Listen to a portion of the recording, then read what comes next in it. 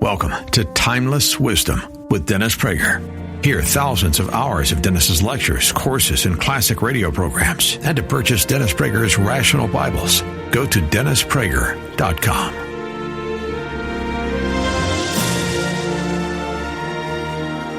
I get so caught up that it's hard to speak out. The combination of powerful music and powerful words and faith is pretty powerful. Do you all have the ivory-colored sheets? Have they been given out yet? Yes? No? Okay. So where are they? So if we could have some folks just hand them out. I've never done a handout before, and it's a gamble, because you may end up reading the handout not listening to me. But I'm willing to take it. So where are they again? They're coming. Oh, they're coming. Okay, fine. So let me tell you, let me give you the preface to what I'm about to do here. Any of you who have heard me on the radio, and I assume it's most of you, know that I have devoted a lot of my life to explaining American values. Because if you ask the average American what are American values, you might get a wonderful speech, but they still won't be able to enunciate what's distinctive about American values, or even know that there is such a thing as specific American values. Ask a Jew, what does Judaism stand for? What are the basic Jewish beliefs? And again, I think the same problem would arise, if not even greater, because Jews would so differ. I'll just give you one example. As I walked in tonight, one of you told me that they had attended a bar mitzvah recently at a synagogue that is known as Reconstructionist. There's Reform, Conservative, Orthodox, Hasidic, Ultra-Orthodox, Modern Orthodox, Reconstructionist. Of course you know the old joke, right? This is so famous I feel funny saying it, but there may be 5 people here who don't know it. A Jew is stranded on an island after a shipwreck. 5 years later, finally, rescuers arrive, and they see that he has built 2 synagogues. And they ask the guy, why 2? He said, this one I attend and this one I would never set foot in. I guess more than 5 of you either didn't hear it or enjoy hearing it again. No, the non-Jews have heard it too. What are you kidding? The Tony family could probably tell every one of these jokes in their sleep. But it's a great line. Humor isn't funny if it doesn't represent something in reality, and obviously that represents something in reality. I think every synagogue in America is a break-off of a break-off of a break-off of a break-off of another break-off. There was one synagogue at one point, and then they just kept breaking off because they didn't agree with each other on some point. So obviously, this is another example. So this woman tells me she went to bar mitzvah at a Reconstructionist synagogue, and the rabbi got up and announced, as if this was important to announce, but it's basic to Reconstructionist Judaism, we are not the chosen people.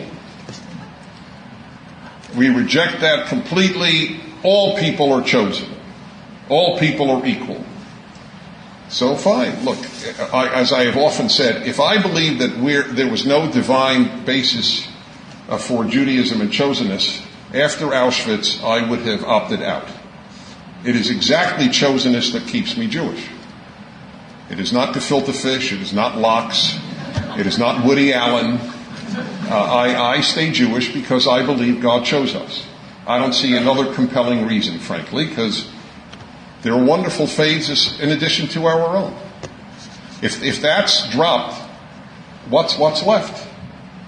Culture? What is Jewish culture? I don't even understand the term. What is Jewish culture if not ultimately religious culture? I mean, Jews don't speak Yiddish anymore except for the ultra-Orthodox, and they're ultra-Orthodox.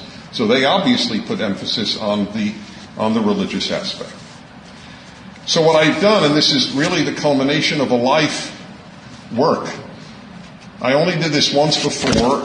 I was asked by an Australian Jewish magazine if I had to restate the principles of the Jewish faith, Maimonides, and I don't claim to be a new Maimonides, so we'll put that aside immediately, but I was asked, If I were asked to do what Maimonides, the greatest Jewish philosopher, did in the 12th century, and that is to codify Jewish beliefs, what would I do? So I worked very hard then. This is about 5 years ago. And now I've worked doubly hard because my thinking has evolved in some ways. And I don't have 13 as he does, I have 17. But I do believe that this really does set down the core principles of Judaism. And as tempting as it'll be to read ahead, stay with me on each. I obviously can't devote as much time as I would like to each.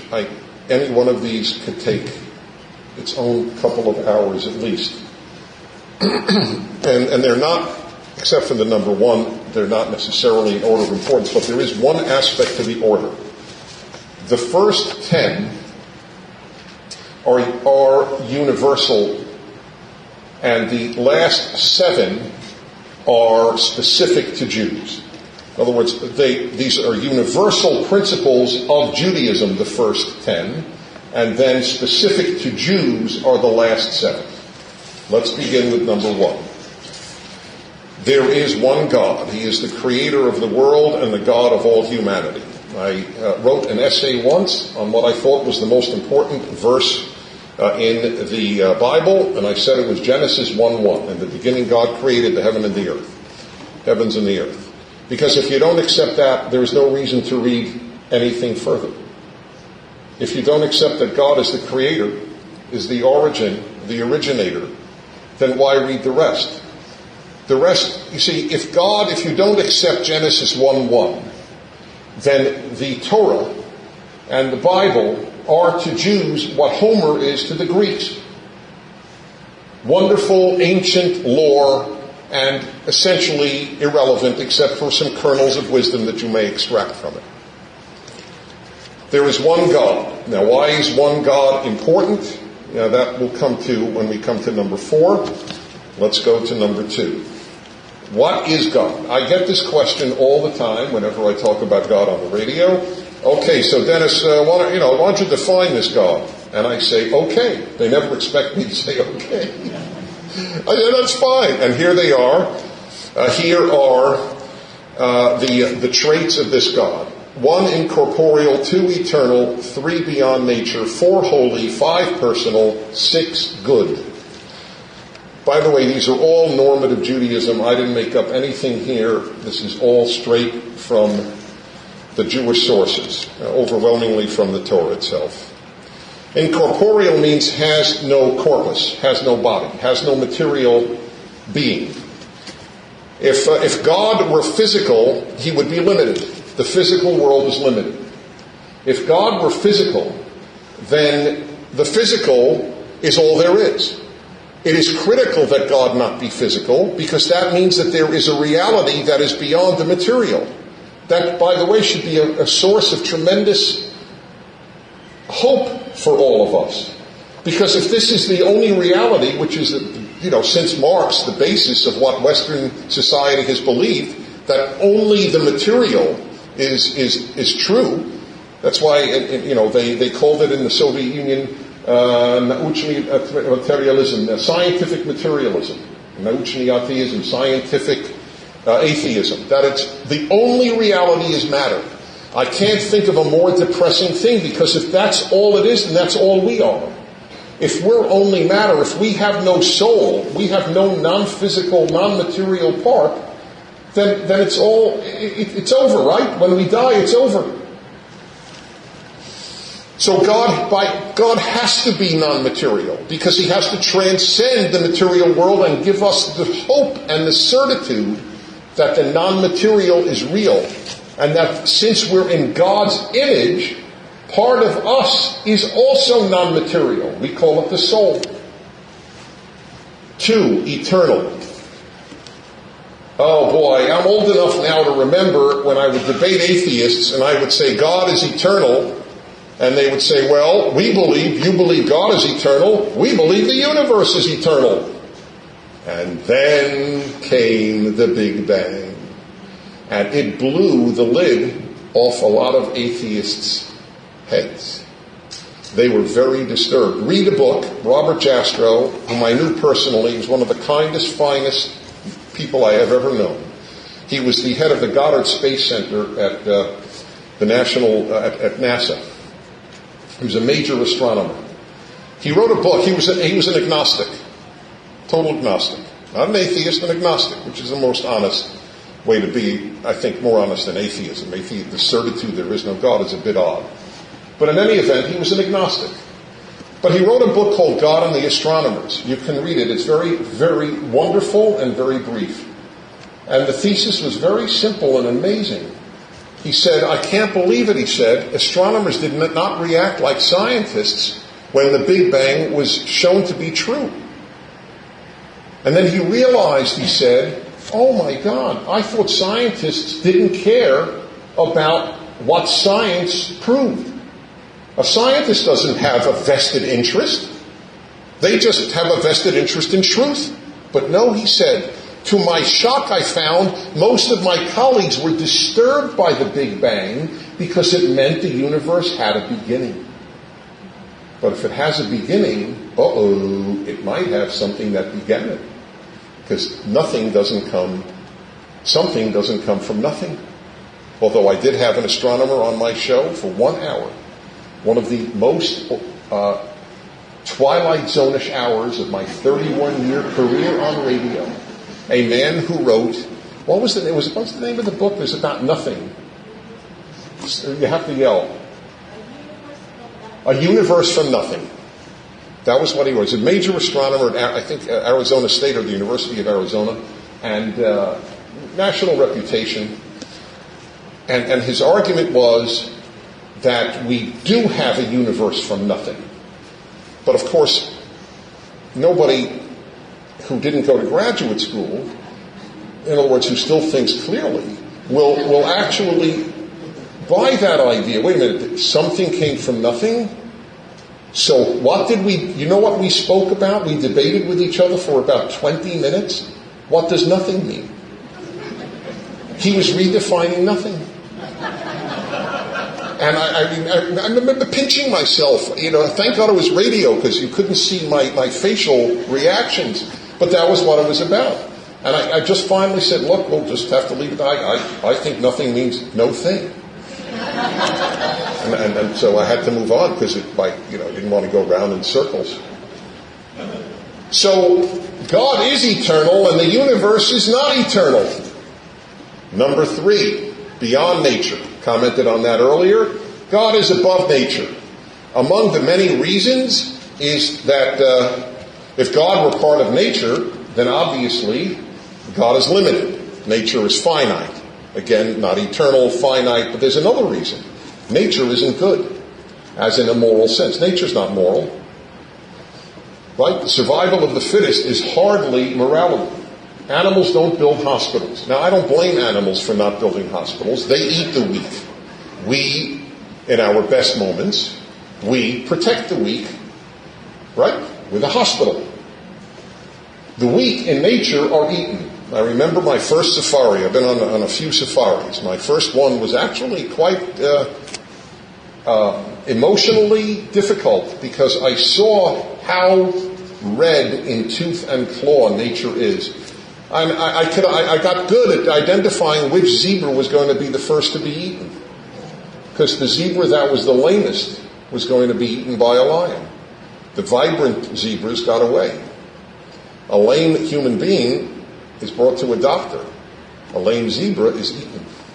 So I don't know why anybody would worship nature, but God is above nature. God is holy. Holy needs its own lecture. And I will come back to holiness later, but God is known in Judaism as HaKadosh Baruch Hu, the Holy One, blessed be He. God is the quintessence of holiness. Leviticus 19, you shall be holy because I, the Lord your God, am holy. Personal. Let me explain that. That's key. If God isn't personal, you might as well be an atheist. If God doesn't know me, what difference does it matter if God exists, right? The only reason it's of any significance, and this is not narcissistic, it's just real. If God doesn't know me and doesn't know you and doesn't know any of us, who cares if He exists? It's irrelevant. So personal means, yes, God knows you, God knows me. Now, does that mean, this is where people get into trouble, I think, religious people get into trouble when they have debates with non-religious people, because then they'll say, oh, really? You believe that God takes care of everybody, or you believe that God intervenes in every moment and God controls everything about a person's life? That's not what personal God means. Now, there are religious people who believe that. That's fine. I rationally can't.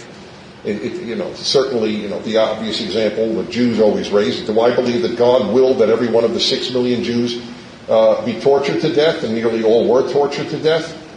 No, I don't believe that. But do I believe that God knew everyone who was and was with them if they wished to be with him when they were killed? Yes, I do. That's why so many Jews in the gas chambers did, in fact, walk into the gas chamber saying the Shema.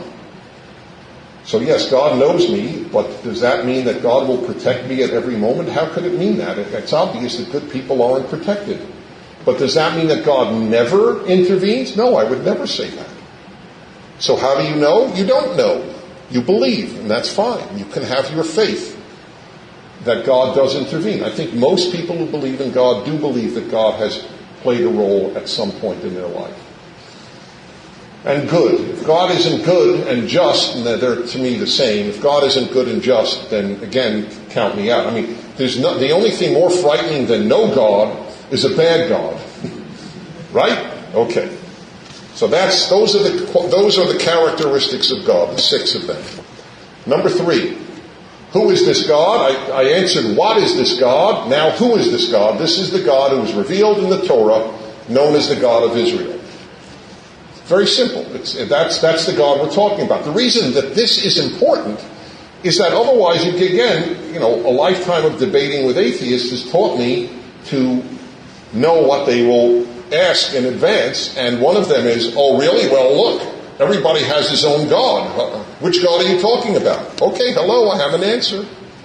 The God that was the God introduced to humanity through the Hebrew Scriptures. That's the God I'm talking about. And you ask any Christian that I know, ask him. That doesn't mean every Christian, but every Christian that I know, ask, do you believe in the God of Israel? And say, of course. Number 4, this is the consequence, the critical moral consequence of there being one God. Because there is one God, there is one morality. This is the importance of monotheism. Objective morality exists because God exists. If there is no God, there is no good and evil. Notice I capitalized good and evil. Only societal or individual opinions about what is good or evil. This confuses so many people, and I could spend a lot of time on it. Let me be as clear as I can after all these years of explaining this. Atheists can be good, religious people can be bad. That's a given, and it's also irrelevant to the point. The point is simply this. Only if there is a God do good and evil objectively exist. Do they have reality as opposed to, I like carrots, you like pears. I like hospitals, you like poison gas. Okay? If there were no God, all of morality is personal taste. And incidentally, I debated one of the leading moral philosophers of our time, Jonathan Glover, at Oxford many years ago. And he said, I spoke first, and he then said, Mr. Prager is right. If there is no God, there is no objective morality. And I remember saying, what an honor it is to debate an intellectually honest man. Because it is his problem was that he didn't believe in God, and therefore, or even if you do, how do you know what God wants? And that's fine. That's fine. I respect that. But I don't respect those who say there is no God, but there really is an objective good and objective evil. So really, what is objective good? Objective good is that which enhances human life. Why is that an objective good? That's your opinion. What if my good is that which enhances my pleasure? And if you're in the way and I kill you and get away with it, hey, that's good. I'm listening to a history of the Catholic Church through the Learning Company, and my favorite moment, the author was not a barrel of laughs. I just want to say this, So he wasn't cracking a joke, but I found this darkly humorous. How hard it was for the Catholic Church. There was the hardest group in Europe to convert to Christianity were the Germanic tribes. Isn't that something? Just that alone is a fascinating foretaste and foreshadowing of what happened in the 20th century. The hardest group, because the Christians would come to them and say, God said do not murder, that murder is wrong. And these Germanic tribes would say, what, are you out of your mind? Murder is right. And then what do you say then? It ends. That pretty much ends the debate, right? I say wrong, you say right. End of issue. They actually believed it was right. But you see, people are so naive who live in our civilization where they take for granted the results of 2,000 years, 3,000 years of Judaism and Christianity. They don't realize that these arguments that they give are the result of 3,000 years of these religions. That it is this. They give the argument, well, hey, just don't do what you don't want done to yourself. That's all. That's basic morality. But the Germanic tribesmen would have said, why not? I don't want to get killed. That's the reason I kill first. What's your answer? There's only one answer. There is a transcendent God who said it's wrong. As I will show tomorrow, all morality is faith. All. Including for the atheist. Any atheist who says murder is wrong has made a leap of faith just as I have to God. It's pure faith. There is no objective basis to calling murder wrong. Number 5. God's primary demand is that people act decently toward one another. This is very important. A lot of religious people, in my opinion, get this wrong. God's primary demand is that we treat each other well. Therefore, God cares more about how we act toward each other than how we act toward Him even. Just as we humans care more about how our children treat each other than how they treat us. Any of you who have kids, I have to say as a father, when my two sons are with each other and enjoy each other, I'm in heaven. Of course I love if they love me. Every parent wants to be loved by their kid, but the biggest is that they get along and enjoy each other. Anyway, we're going to die. In the natural order of things, we die, but our kids go on. And that's exactly, if God is our Father in heaven and we are His children, He cares how His children treat each other. You can't mistreat God. But you can mistreat your fellow human being, and that bothers God a great deal. Therefore, behavior matters far more than intentions and even more than faith. Faith matters, and I'll show you why later. But certainly more than intentions. Intentions don't mount to a hill of beans. Everybody thinks he's good. Everybody. Remember this guy who happily took his life? Ariel Castro, who tortured and raped these girls that he took off the street.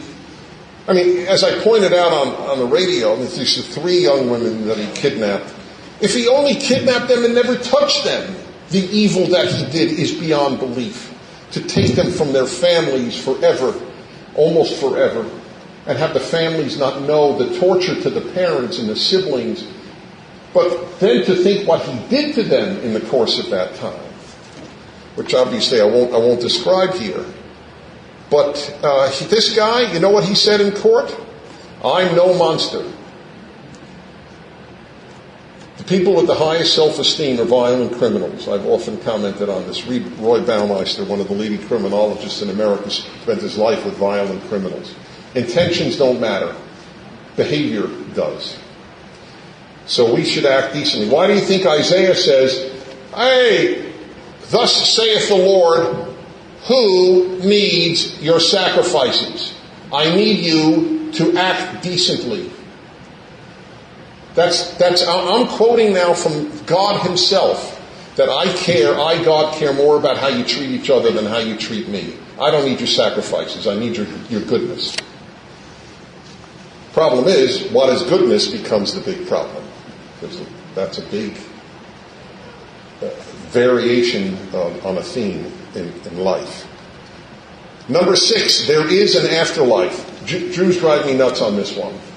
By the way, I know, because I write a column for the Jewish Journal of Los Angeles, and 98.4% of whose readers are not politically on my side, and that's a low guess. But it's so interesting. I so know my fellow Jews. There are two things that if I write about, I get more angry mail. This is fascinating. This will fascinate you. And I knew it when I wrote it. I could write where I differ with certain political issues, and there will be a lot of, there'll be a lot of opposition in the mail, but hate. If I write that there's an afterlife, and if I write people are not basically good. This drives Jews nuts. I don't know, I understand the second, I don't understand the first. Why would you want to root for the idea that there's no afterlife? Who in his right mind is cheering for there be no afterlife? But they have bought, not science, scientism, the worship of science, not the use of science, and think that Judaism doesn't believe in an afterlife. But it does. Read the Encyclopedia Judaica, written by secular Jewish scholars. First line under afterlife, Judaism has always had affirmed a belief in an afterlife. But, and this is why Jews get tripped up, God does want us to be preoccupied with this life. That's why the Torah is so quiet about the afterlife, because Egypt was so preoccupied with the afterlife, but treated people so horribly in this life. So that's a balancing act, to know that there is an afterlife and yet be preoccupied with this life. If there is a just God, there is an afterlife, and if there is an afterlife, there is a God. There is not. I don't understand anyone who says there's a God and no afterlife. If you say there's no God and no afterlife, you're logically consistent. But if you believe in God but no afterlife, then God is a monster. He built a world where just massive evil takes place, massive cruelty, and he does nothing about it in terms of ultimate justice in an afterlife. Which brings us to 7. God rewards the good and punishes the bad. Sometimes in this world, always in the afterlife. If good people and bad people have the same fate, there is either no God or God is unjust. Make sense? That's why, by the way, Jews again, because they had too much graduate school, they laugh at people who believe in heaven and hell, even though it's one of the 13 principles of Maimonides 1,000 years ago. Of course Judaism believes in a heaven and a hell. Maybe not eternal hell. What happens in hell, I believe that one of the things that happens is you have to drive behind slow drivers in the left lane for a very long period of time. We all have our visions of hell. That happens to be mine. I don't know what happens. Anyway, you get screwed up as soon as you start saying what happens. I asked my high school rabbi. I went to yeshiva in Orthodox, the Jewish school, sophomore year in high school. I remember the rabbi. I won't say his name. And I said, Rabbi, I'm just curious, what happens if you go to heaven? And he said, if you go to heaven, you study Torah for eternity. And I got the chills. I got the shakes. Because it wasn't that, but that was bad enough, but I imagined studying with him for eternity. It still takes my breath away. The thought that was the vision. Now maybe it happens, but I have to believe the circumstances were different than at the Yeshiva Flatbush sophomore year with this particular rabbi. So you get into a lot of trouble if you describe heaven or hell. It is sufficient for me to know it exists. It's God's. My business is this world. His business is the next. Hashemayim, shamayim, lashem, va'aretz natam libnei adam. The heavens belong to God and the earth belongs to man. Psalms. Next. 8. Human beings are not born basically good. We are born with tendencies to both evil and good. Therefore, evil comes primarily from within the human being, not from external forces such as economics. In other words, poverty causes crime. No. Bad people criminals cause crime. Therefore, the most important task of society must be, and of Judaism is, to develop the good in people. If you understand we're not basically good, and I didn't say we're basically evil, read the words carefully, but we're not basically good.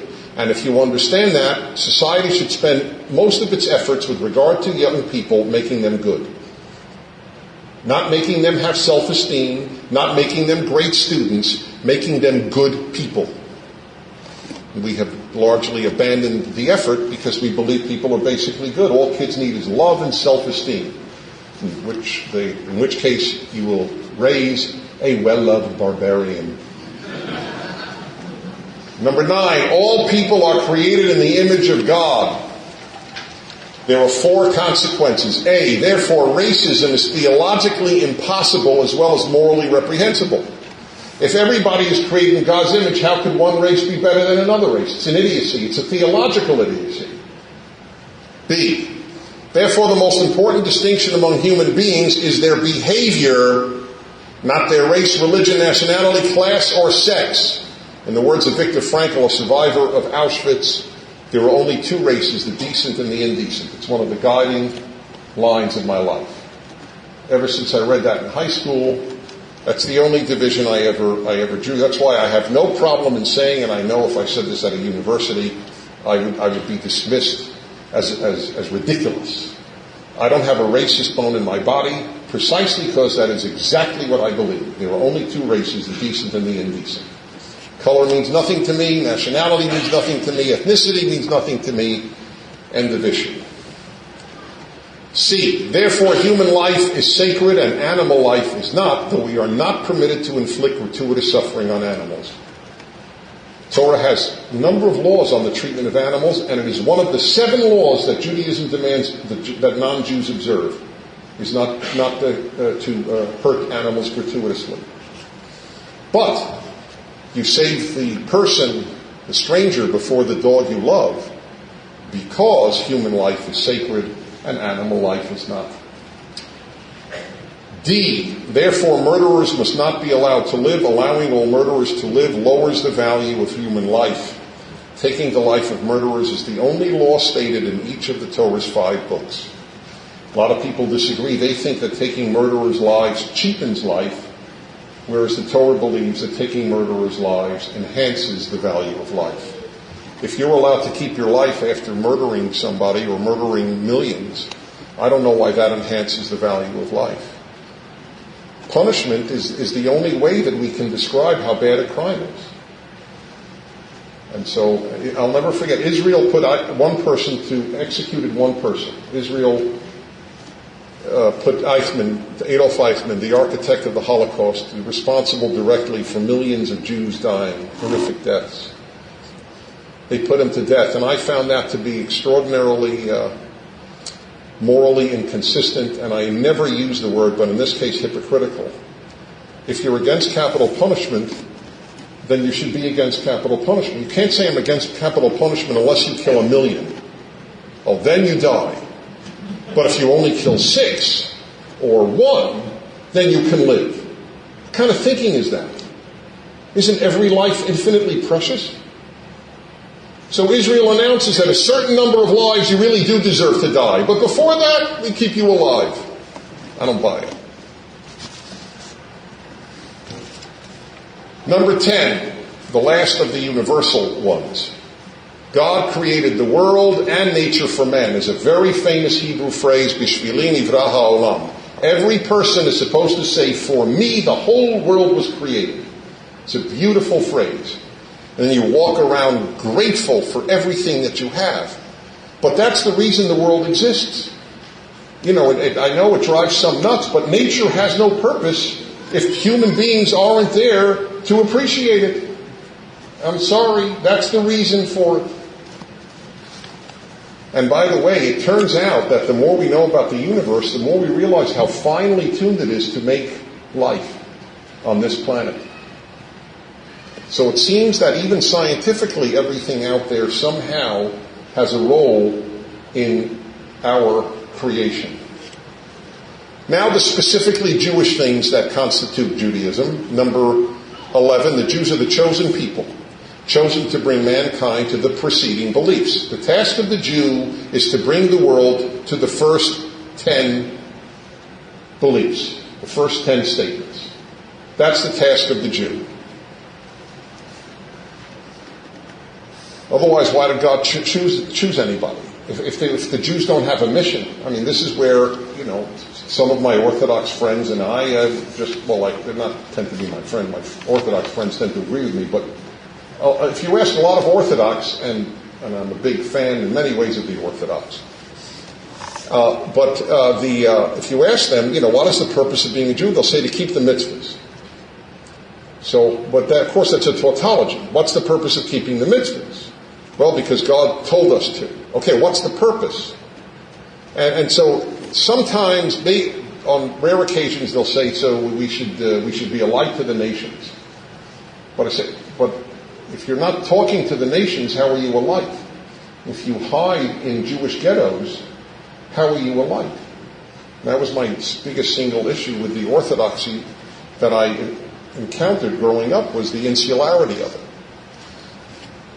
But they at least take these things very seriously and do believe that the Torah is divine, so they're my allies. But anyway, that's the chosen people. This has never meant that the Jews are better than anyone else. Indeed, the Torah and the entire Hebrew Bible goes out of its way to depict the Jews as flawed and no better than anyone else. You know who the heroes of the Torah are? Overwhelmingly non-Jews. This, by the way, is one of the great arguments to me that the Torah is divine. No people has made up a negative history of itself. None. Anti-Semites get a lot of their anti-Semitism from the Jewish scriptures. Look at the Jews sinning and God being disgusted with them. This does not appear generally in other religions. It's an amazing fact. Why would Jews make up such a negative history of themselves if it weren't God who ultimately is the author, who inspired the text that was written? I mean, think about it. Who saves Moses? Not only a non-Jew, but a woman, and not only a non-Jew and a woman, but Pharaoh's daughter. Who's going to make that up? What Jew is going to make up that the hero of the Exodus is Pharaoh's daughter? To me, it's a phenomenal argument for the divine authorship of that story. A Jew is going to make up that. It was like a Jew making up a story of the Holocaust. Hitler's son is the hero. It doesn't happen.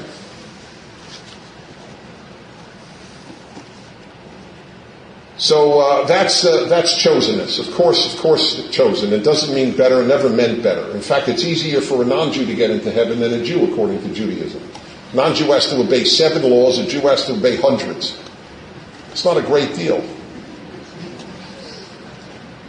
Number 12, the Torah is from God. Talk about this tomorrow. This belief does not necessarily mean that God dictated each word of the Torah, nor does it mean that only a literal reading of the Torah is valid. That God is the source of the Torah doesn't mean necessarily that the days of creation are 24 hours. Literal, there are times when God speaks in human terms, and where it could be a parable. We don't know. Sometimes yes, sometimes no. But God and literal are not the same thing.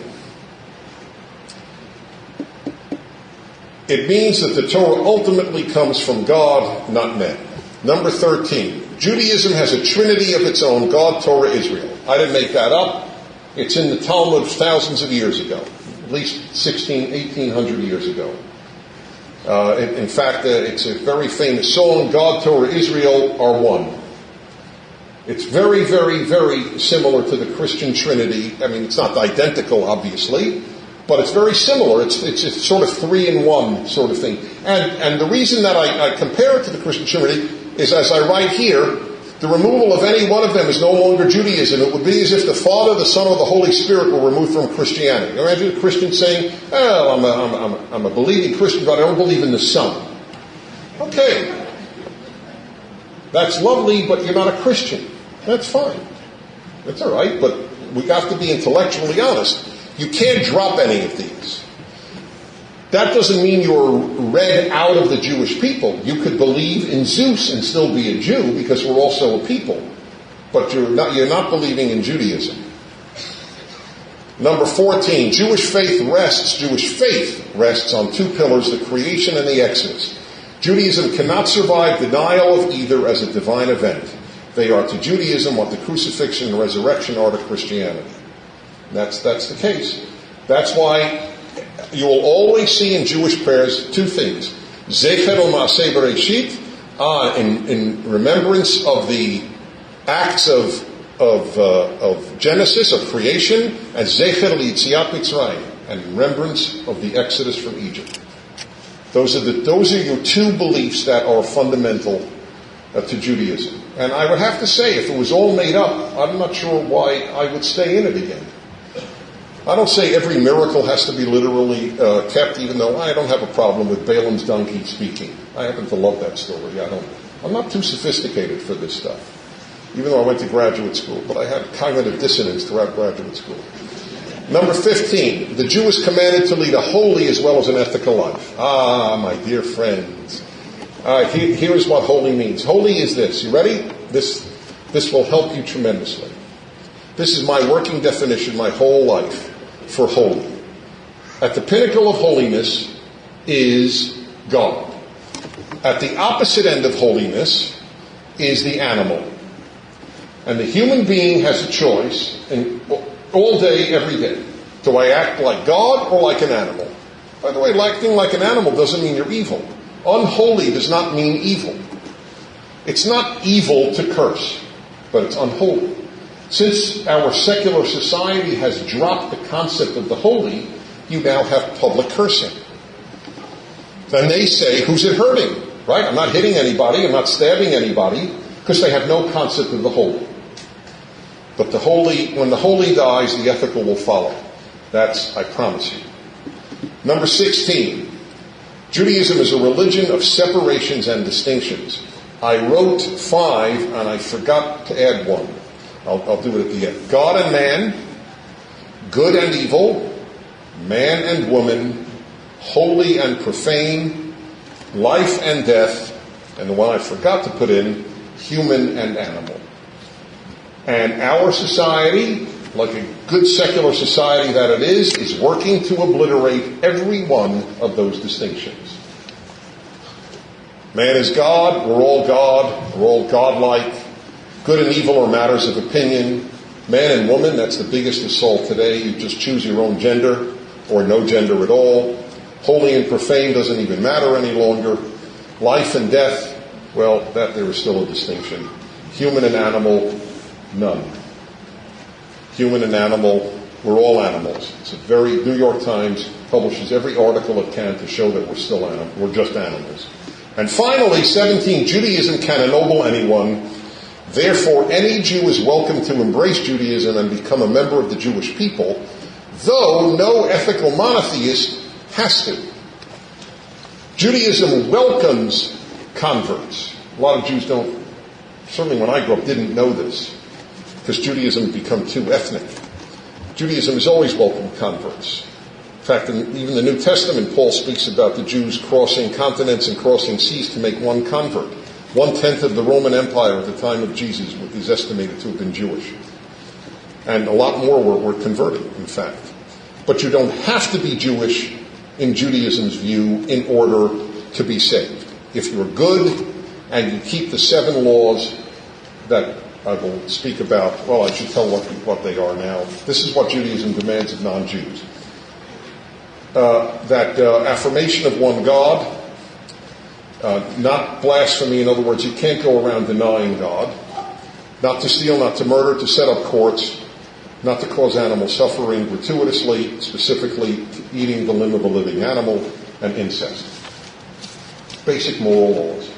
You do that, Judaism says you get the same rewards as a pious Jew. These are the beliefs of the religion. The number of Jews who actually affirm this is not very high, and it's a tragedy. And I will explain tomorrow why the faith part is so important. We have dropped the faith. If Christianity at times emphasized faith too much, Judaism or Jews at times emphasize faith too little. That's what I'll just tell you a personal story, and with this I conclude. I am on occasion, I am regularly invited by Chabad to give lectures.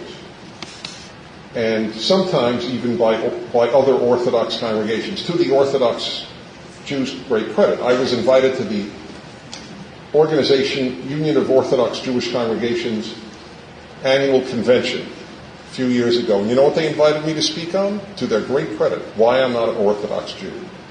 That's gutsy. Believe me, the Reform Convention would never have me speak why I'm not a liberal. But the Orthodox, they would never. There's more openness in Orthodoxy. And they invited me to speak on that. And so that's to their credit. But they don't understand why they like it. And I explain to them why they like it. I do. I tell them it's very interesting. I say to my Chabad and I really get along very well, and they know that I'm not observant of so many of the laws that they hold essential to observance. And so, I drive on Shabbat. Now, I don't drive to grocery stores, and I don't drive to movies, and I don't drive to restaurants, but I do drive, to make Shabbat with others. And so, anyway, I say to them, do you know why you like me? They go, well, you're a great guy. I don't know, forget that. That's not what I'm talking about. The reason that you can have me speak, not only to non-religious Jews who come to Chabad, but to Chabad rabbis. And why there's an Orthodox synagogue in LA that's having me for over Shabbat in a few months. To their credit too, and I tell them why. I say, I'll tell you why. Because I share your emunah, I share your faith, and ultimately, you won't admit it, but you do think that's more important than whether or not I drive on Shabbos. And they can't go, yeah, you're right, because that pretty much, undermines a lot of their message. But that is the truth. I believe the Torah is from God, and that they know. The Orthodox think halacha keeps them alive. I don't. I think it's emunah that keeps them alive. And I'll prove it to you. Most conservative rabbis are Orthodox in practice. But conservative Judaism is not thriving or surviving like Orthodoxy is. Because the Orthodox believe the Torah is from God. The conservative believe that the Torah is from man. It's a very big difference. I'll address that tomorrow. I hope you'll take this sheet home and talk it over with people at a dinner. It's worth doing. This has been Timeless Wisdom with Dennis Prager. Visit DennisPrager.com for thousands of hours of Dennis's lectures, courses, and classic radio programs, and to purchase Dennis Prager's Rational Bibles.